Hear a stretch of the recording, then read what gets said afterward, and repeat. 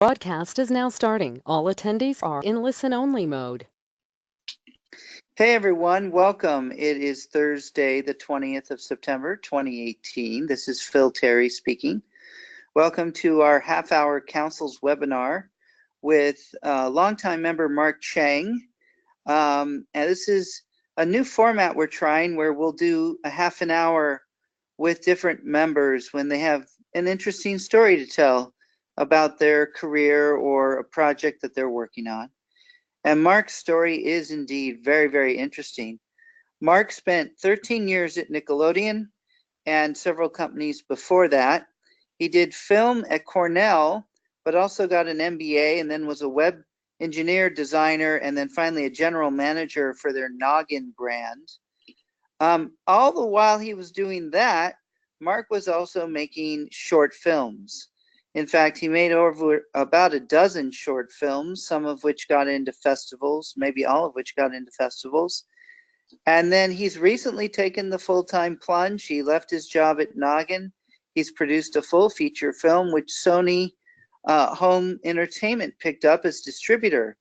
And he moved from New York to Los Angeles, and he's now a full-time film director, and he's a creative director out there, and he'll say more about what he's doing in that regard. But Mark, it's been such an interesting journey. And I know, among other things, that you asked for help a lot along the way, and I think have been able to, really transform what you're doing, your entire career. So thanks for coming today, and I know you have some slides to take us through. Meanwhile, for those of you listening, if you have questions while Mark is talking, just post them on the question panel, on the control panel for GoToWebinar, and I'll read them out to Mark. Okay, cool, Mark. Well, thank you for coming today and doing this with us. And again, congrats on the success you've had here. Thank you, Phil. Can you hear me okay? Am I coming in all right? Yes, you sound great. Okay, great. Yeah. All right, guys. So thanks for coming in and attending and listening. Hopefully I'm interesting and that I drop some nuggets of wisdom to you guys while I share my own personal story. So I've got a couple slides we can run through, and I think I'll try to get through them in 15 minutes. So we've got another 15 for discussions or questions, or Phil, if you have anything you want to ask me. So let's hop in with this presentation, which I've tongue-in-cheek named The Hero's Journey. For those of you who aren't familiar with that term, that's actually typical. It refers to the typical Hollywood format for stories. So I thought it'd be funny to actually label this presentation Hero's Journey. Okay, so real quick, I'm going to talk to you guys about my background, my career path, Nickelodeon, how I made this feature film, how I kind of wanted a change for myself, and started to use the product mindset towards looking at my own personal career change. And then we'll end with what that change is and open up to discussion, like we said. So as Phil kind of shared before, I studied film, and this is kind of my funny little career diagram.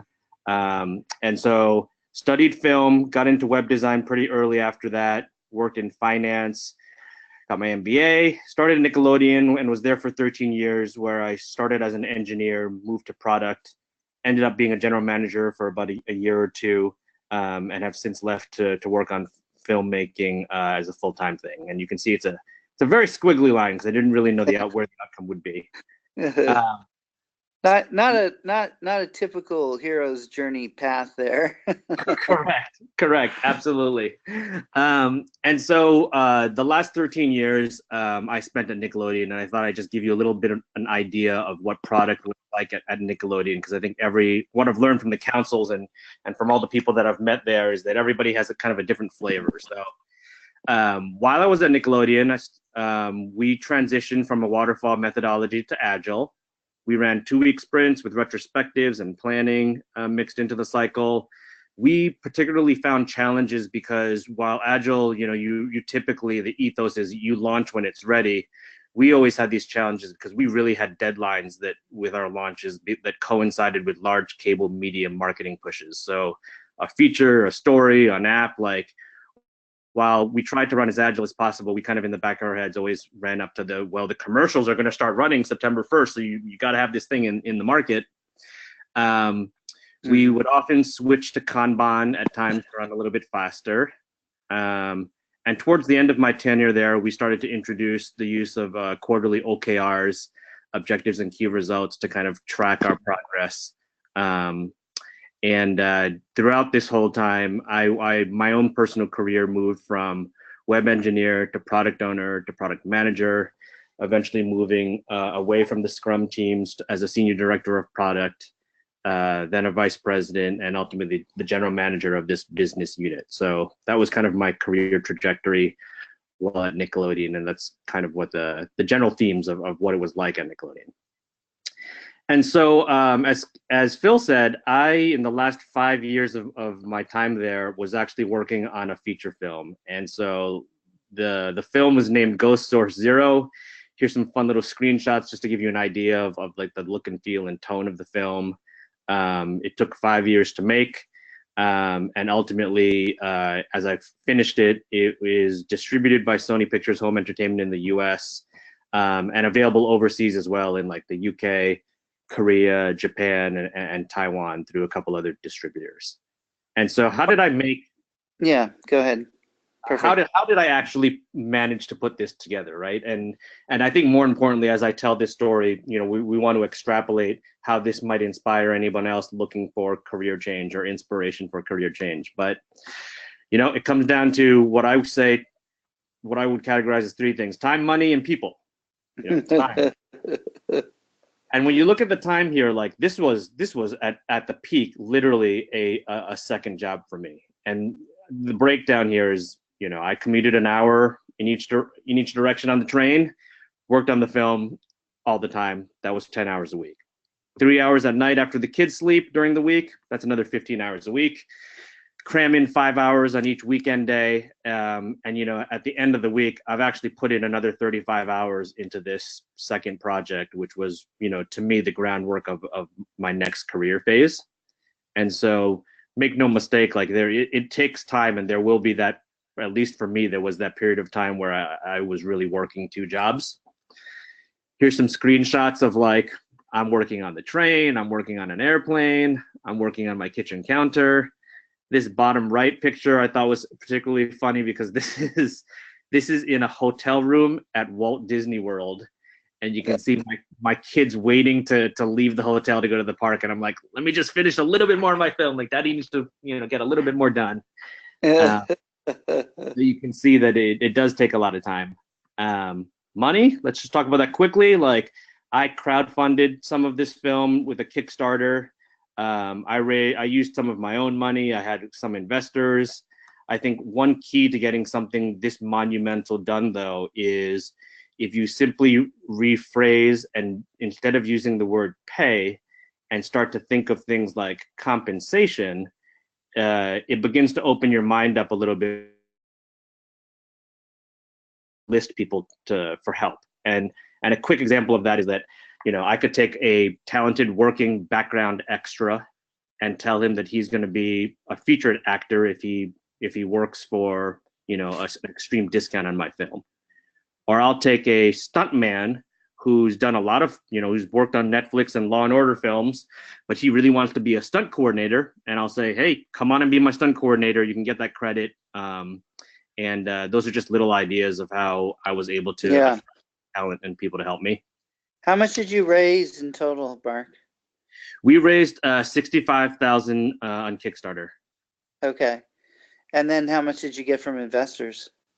Investors were probably individual less than that. I probably put in over, we're talking about a span of 5 years. I probably put in an equal amount there. And that's not, of course, including your time. You're talking about cold hard cash. Correct. Yep. Correct. Okay.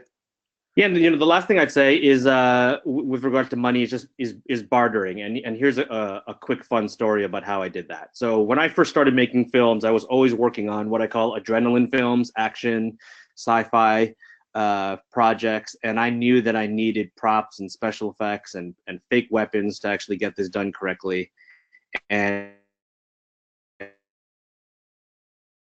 I ended up meeting a company called in Brooklyn that provided weapons rental for Hollywood films. And I did not have the money to rent out this type of hardware at all. But in talking to them, it became apparent that they needed a website, and I was a web engineer at the time. And so we created a barter relationship where I would maintain their website and online catalog in return for borrowing anything in their inventory that wasn't checked out. Were these real weapons? Some of these are replicas. They're plastic, non-firing. Others were originally firearms that had been modified so that they don't fire bullets, but they look like you. Yeah. Yep. Cool. So that's how I worked with them and was able to, boost the production value and get access to props by just bartering with them. Yeah. And so the last part of time, money, and is people. That can be family, crew, managers, mentors, coaches, you just need the support to get some of this stuff done. And whether it's a film or whether it's a career change, I think the lesson here is that you don't have to do it on your own. And I've highlighted managers because I think one of my best experiences was with my manager at Nickelodeon, who knew that I was pursuing this and working on it. And I'll never forget at the end of one of my annual reviews, where he was setting up my goals for the coming year, he tacked on, all the stuff that a manager would at work about OKRs and sales goals, etc. But his last bullet point to me was I want you to finish your film. It's been going on for so long. You need to finish this. And we're the type of company that likes people who have side projects and that are passionate and finish things. And I can't tell you how much of a push that was to have a manager at work, having your sharing your own interest and pushing you to be better. That's really cool. And I would link that, the people to one of the big lessons that I kind of took away from the common good and being a part of that, which is this idea of having a personal board of directors. Like the council that I belong to, some of the most valuable time we spent together was encouraging each other, sharing our problems, and counseling each other in our product careers. And this idea that we kind of all looked around and said, we are all like each other's personal board of directors, and we'll meet every 6 months, and between that to kind of help each other along. Hey, Mark, do you mind making a little edit? It's actually collaborative gain. I'm so sorry. That's okay. I will fix that. I know we changed it. Yes. Common Good would have been a great name, by the way. I would have, if I could have grabbed that name, I would have. I should have had you proofread it, Phil. I'm so sorry. That's great. The key thing, though, is did you talk about the film in your council meetings? I did. I actually remember showing them a little bit of a rough cut and a trailer. So they were all kind of looped into the making of this behind the scenes. That's so awesome. Yeah. That's great. And so getting back to the, what was the root of my wanting a real change, and how is a film director related to a product manager? And, my answer is that they're very, very similar, as I've outlined in this table. Like a product person to me is surrounded by specialists, creatives, engineers, planners. A director is exactly the same. You're surrounded by actors, technicians, project managers in the same way a product person is surrounded by UX designers, developers, and scrum masters. But the one distinction that I kind of realized as my career was progressing was that, at least as I advanced through my product manager career, that I started to move away from what I call the center of creation. I was out of the Agile team. I was playing a supporting role. By the very end, as a VP and general manager, I was protecting the team and giving them the budget they needed. But the wins were really from the people in that team. Whereas a director, as you advance, you stay in that center of creation all the time. And so that's a cool point, actually. Yeah. Yeah. And so that is just part of my personal journey, that as I started to move away from actual creation, I've always self-identified as a individual creator, and started to find that was lacking a little bit. Yeah. Very cool. And so starting to wrap up here, as if you look at yourself and your career as a product, then all the stuff we know and discuss and obsess about in product development, it starts to resonate in a different way. If your career is your product, then what is the equivalent of sprint planning? Like, what is your roadmap? What are your OKRs? And then all of these other terms, like your capacity, like who are your stakeholders? I'm not sure if this is a common term, but at Nickelodeon, we always use the term blue sky brainstorming and what is your North Star? Like, granted, you want to release every 2 weeks, but like, where are you headed? And in success, where is that going to go? Yeah. And we don't have the time, but I think everyone here is definitely well versed enough in these concepts to be like, to think about what is the equivalent as you think of your career development through all of this. And for me, as myself, like I said before, towards the end of my tenure there, we started to introduce objective and key results for the team. We did it on a quarterly basis. And I actually decided to create personal OKRs for myself. And so here are 3 examples of the ones I used in one of my last quarters at business quarters at Nickelodeon. At the time, I wasn't thinking of leaving the company, but just wanted to start to pivot myself as a creator as opposed to a general manager on the business side. And so these are 3 objectives I had for myself. I wanted to start to reframe myself as a creator to the Nickelodeon executive staff. I wanted to position my career that it could run from California, because that was a goal that I had to move. And I wanted to use, we were surrounded by emerging technology and had all these teams talking about how we could use that at Nickelodeon. I wanted to actually have a pet project to have a storytelling project using that emerging technology. And so this was just an example of how I took some of those terms above and started to apply it to myself. But, just like product, what we're all used to is that in product, you take a small releasable product feature and you go through the exercise of determining what success looks like. You measure it, you figure out how you would want to build on that, where it would go, and you pivot when there's new data. And so similar to that, like with my career, if you remember before, I mentioned bartering with this company called The Specialists. In my 13 years at Nickelodeon, I continued my relationship with them, and they started to really grow. They grew from simply prop weapons to 3D fabrication and custom 3D printing. They started to do special effects for big budgeted films like The Punisher and Luke Cage and John Wick. And 13 years later into our relationship, they reached out to me and said, hey, like, what would it take to bring you on full time instead of this bartering stuff? Cool. And just to sum it up, like, I reached for the stars here and said, look, you guys help other people make such incredible shows and films. I think we should do that together. And we're in the process of right now creating a joint venture where I will be personally developing original content. I'm working with writers right now, and The Specialists will actually lend their full support of their studios to provide special effects and weapons and fight choreography and all that type of stuff. That's so cool, Mark. Yeah, and so, like, just to wrap up, because I want to make sure we've got some time for discussion. Remember this original diagram of my career path? I actually stole that squiggly line from this internet meme I saw. Success, what people think it looks like, but what it really looks like, and this is personal success, and in a way, like, this is product as well. This is the core of product. You don't always know where your North Star is, but Right. By using that methodology of quick releases, planning, and feedback loops, your product, just like your career, or your career just like your product, can end up going pretty far. Great.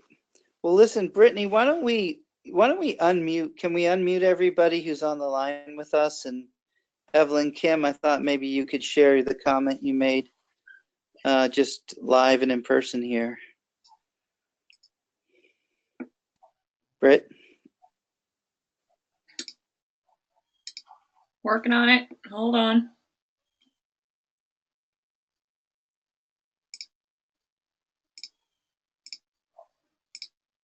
All right, Evelyn should be able to speak. Oh, hi. Can you guys hear me now? Yeah, we can hear you. Okay, great. Yeah, so I was lucky enough to Mark's council group for a while, and I remember him hearing stories about his second job and you know how fun it was, but challenging at the same time. And it was really exciting to kind of at every council session hear something new that's been happening. And I remember when he showed us during one of the breaks, I think it was like 5 or 10 minute preview of the film. And it's pretty exciting to watch and to really hear this story unfold. And I mean, part of the reason I wanted to join today's webinar was to kind of continue that, you know, story through what he's been going on. So it's really amazing to hear this, Mark, and congratulations. But one of the comments that I want to make is I remember when you had mentioned, you know, how you view the council group as your personal board of directors. And to me, the way that what I got from that comment is a whole different way of viewing your colleagues that participate in and join the discussions and share the challenges that you have in these sessions. And it was a really different way of viewing, you know, who you're sharing your stories with.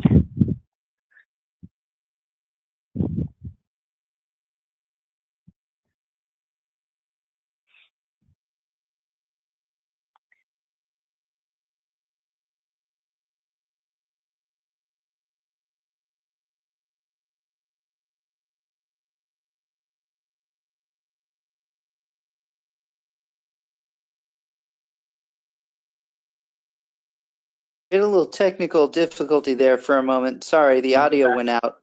Yeah, sorry. Hi, So, Evelyn. It's so good to hear from you. Hey, Mark. So I don't know, did I cut out during I think what all I of was your saying? comments came through, Evelyn. Your congratulations. Okay, great. How exciting thank- it was to see him. Yeah. Thank you, Evelyn. That's very, very kind of you, everything that you said. And like, yeah, I mean, just with regards to your comment about the personal board of directors, like I had the same experience with you. Like once I started to reframe it and think of it that way, I started to just get so much more out of the councils and look forward to it in a way that I hadn't before, that like to check in with everybody, not just to share my news, but to, you know, to hear how Vincent's doing or hear how this guy's doing, you know, and so I totally agree. Yeah. You know, we should really maybe think about how to help more people get that kind of think of that mindset. That's really helpful, actually. Yeah. Are there other people? Brittany, did we unmute everyone? Because I'd love to just hear if Bill Skeet has a comment, or can we just make this completely audio open? I don't know if Brittany heard that or not. I did. Sorry, I was muted. Everybody is unmuted. Okay. Hey, Bill, are you still with us? Says he's connected to audio. All right. Anybody else want to jump in here? Who else is on the line, Britt? Josh Feuerstein, but Oh, Josh. not showing that he's got, it says he's self-muted. Oh, he just came on. Josh. I unmuted to say hello. Hey. Hello. Josh, do you and Mark Hi. know each other? I don't know if you guys No, have we met- don't. We don't. Though, you know, Darren is in my council on Nickelodeon, Yeah. but I haven't met Mark. Hello, Mark. Oh, that's great. Hi, nice to meet you, Josh. And Darren was actually the manager I was talking about, who gave me the goal of finishing the film. Good. I'm not surprised. But yeah, this is it's such an awesome and inspiring story. So congratulations. Thank you very much. That means a lot. Mark, Josh. I have one. Yeah, go ahead, Josh. I have one quick question. Sure. How did those 35 hours go down with your partner? I'm assuming you had a partner in the mix here. Yeah, I did. You know what? Like when I mentioned on the slide all above with team, and I listed family first, like the wife has been incredibly supportive in the whole thing. You know, she is One thing I'll say about the benefit of building a team is that you end up with a group of people that will believe in you and believe in your project when you More don't than you. more than you. Yeah. And those are the people that will carry you through the times where you're like, I'm just gonna give up. Like, it's been 4 years and I haven't finished this film. Like, I think I'm just not supposed to. You know, they're the people that will say, look, you have to finish this, better or worse. Like, you need closure, and or this is a good project and it's worth pursuing, or you know, you don't see what I see. Like, you've accomplished so much and you're focusing too much on the stuff that that hasn't been done yet. And so my wife was incredibly supportive of that. And you know, I purposely said when I was breaking down the time, like, it's after, you know, when I get home off the train, my hour is complete. I've got a couple hours with the kids and the family, and then they go to sleep, and then spend some time with everybody. And then when the wife goes to sleep, that's when I start logging 3 hours. Yeah. Mark, how many hours did you sleep? You know, at its peak, not much, I'll have to say. You know, it's a second job, and as hard as it can be, and granted, there are times, I'm not going to make it say that it's easy, but at the same time, like, you hear and you know people that work 2 jobs, 3 jobs just to get by. So it's like, it's possible. You know, it might not be comfortable, but like, when you're groaning that you didn't get enough sleep, you're like, dude, there's people that do this all the time, like, to make a living. So, you know, maybe it's not as bad as I really think it is, or as hard as I think it might be. Yeah, that's good perspective, Mark. Yeah. That's important. But, you know, I want to do a couple of things. So, Brittany, when we're done today, so this is a new format that we're trying out, where we do like a half-hour webinar with a member to talk about a career arc or a project. In this case, it was both with Mark. So, Brittany, first of all, send an email to everybody who's participated so they can connect and be directly connected to each other if they want to talk more. You know, Josh, Mark, is the co-founder of Intent Media. And he and I have known each other since '99. You know, he was a co-founder of Site 59, which was bought by Travelocity, and then was there and has done a bunch of things. But I think, Josh, you kind of just took some time off yourself, right, to kind of think about where you want to go next. Is that right? Yeah, that's right. Since I've been doing a sabbatical since May 1st, and and part of that is really thinking about, and the first part was resting, which is a phase I have just ended. I mean, I'm still taking it easy, but starting last week, I really tried to start thinking about what's next. Is it going back to Intent Media? And I'm thinking probably not. And if not, then what's the next thing? So it was amazing to see how you made it work once you found that thing you were passionate about doing. Yeah. Thank you very much. That means a lot, Josh. Thanks. Yeah, you're welcome. All right, cool. Thank you, Josh. And by the way, Josh, one of the things we can do for you in the councils, and we had dinner last night with a member who's in transition, is you know, build a team of a few members who are a sounding board and there to help you think about where you're going next. And so we should do the same thing. We should plan a dinner with you in October and November in New York to help you with that. And I have a whole process that I can walk you through. Great. Well, we're at the half-hour point. So, Mark, you know, congratulations, you know, and we're going to want to keep in touch with you. Obviously, want to see where things go next with this emerging partnership that you're developing with the weapons studio. I'm sorry, I've just blanked on their name. No problem. Yeah. And, you know, I know you're in LA. We should get you you know, I'm from LA, get you connected to some of my family who are in the industry out there. Oh, that's great. You know, and some other friends I have out there that can just help welcome you and get you connected. Yeah, cool. All right, well, we can follow up on that. Fantastic. Thank you, everybody, and thank you, Phil and Brittany, for organizing and inviting me. It's been awesome to share it. Yeah, it's totally inspiring. Thank you for kicking off this new series for us, man. My pleasure, man. Okay. All right. Thanks. Okay. Bye, guys. Mark. Okay. Bye-bye. Thank you, See you everyone. Saturday, Phil. Okay. Look forward to it, Josh. Okay. Bye. Okay. Bye-bye.